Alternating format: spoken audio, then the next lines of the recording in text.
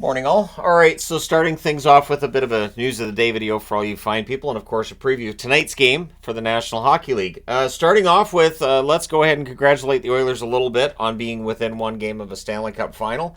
That would be their first since 2006. That's 18 years. Man, all makes me feel old. But yeah, so the first Stanley Cup final since 2006. I think Oiler fans will be quite excited when/if they get there. For Dallas, of course, they just have to be better in Game 6. I'm not sure if they're going to be able to break through that wall of defense that the Oilers have been putting up. We shall see. And I have been getting kind of a chuckle out of the comments that are saying, oh, Florida's going to kill them anyways. Yep, just like Vancouver was going to beat them because Vancouver swept in the regular season, and then they weren't going to have a chance against Dallas either. We've been through this. Anyways, we'll see how they do in the Stanley Cup final.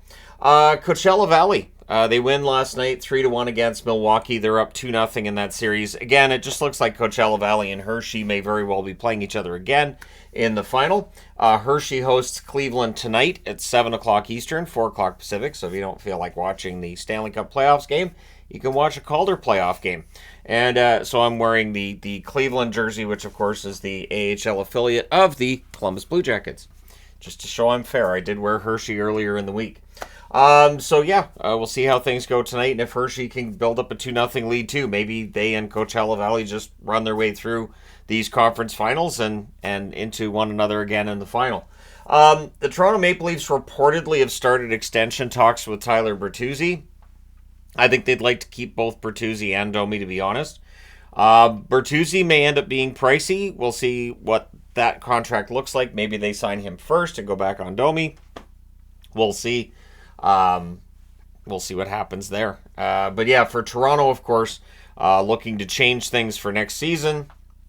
There's some changes expected this summer. It's just a matter of who goes, who stays, and what the team's going to look like in the fall. Yesterday in the Memorial Cup, Saginaw beat Moose Jaw 7-1. They had 5 goals in the second period. Game was not close. Tomorrow they play London in the final, so the least surprising thing if you watch the round robin is that Saginaw just takes out Moose Jaw and moves on to play against London. That should be a fantastic final, and there are some NHL prospects both in Saginaw as well as London. And yep, should be a highly entertaining game. For fans of the QMJHL and BCHL, or BCHL, WHL, it's a better luck next year situation as both teams that are remaining are OHL-based teams. So tonight, 8 Eastern, 5 Pacific start between the New York Rangers and the Florida Panthers. Florida has a chance to punch their ticket to the Stanley Cup final with a win tonight. New York Rangers are trying to keep that from happening. Lafreniere, 8 goals, 6 assists, 14 points, has been very good throughout these playoffs. One really good storyline for the Rangers is that Lafreniere's hit that point-per-game mark, and he could be beyond that next season. Trocheck's been excellent throughout, 8 goals, 11 assists, 19 points, and Shesterkin giving them the kind of goaltending that's keeping them in the series, at least to this point. .927 save percentage for Igor. Panarin, however, with the 4 goals, 10 assists, he's got 15 games played, 14 points, and while the points are the same as Lafreniere's, Panarin, more is expected, and it doesn't feel like he's elevated his game.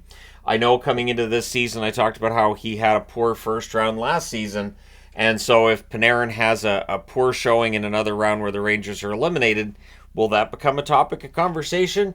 Zibanejad as well, they need a goal. They need something from him, 3 goals, 13 assists, 16 points. So the points are there, the goals are not, and they definitely need those against a Florida team that's keen on not allowing goals. Barkov, 6 goals, 11 assists, 17 points. It's been fantastic.